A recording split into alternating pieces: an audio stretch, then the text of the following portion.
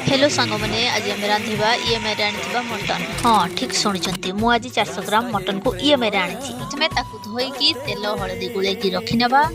पड़िसा घर मागी आनिथिबा जीरा अदा रसुण पियाज को भल भाव में ग्राइंडर कर नेबा। हाटरू चोरी कर आनिथिबा पियाज को छक छक करके काटी नेबा। एबे कढ़ी रे तेल गरम करके टिके चीनी देकी पियाज को भल भाव में भाजी नेबा। भाजी नेला परे ऐड कर नेबा मसला। एबे पाख दुकान रू मागी आनिथिबा किछि गुंड मसला को देकी मसला को भल भाव में कषि नेला परे किछिटा तेजपत्र ऐड करकी एबे ईएमआई मटन को पके दबा।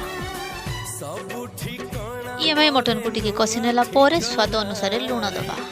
लूण आम घरे थिला मो काठू मागिनी कि चोरी भी करेनी। मटन कषि हो गला परे एबे पाख घर भाउजंकठ प्रेशर कुकर आनिकी सेतिरे मटन देकी आपण झोल जितिक रखिबे से हिसाब रे पानी ऐड करनेबे। दुईटा सीटी आसला पर्यंत कुक करनेला पर रेडी हो गला हमर मटन झोल। लाइक कमेंट शेयर निश्चिंत करिवे काहे कि बोले मंडे दिन मते ईएमआई देबार अछि।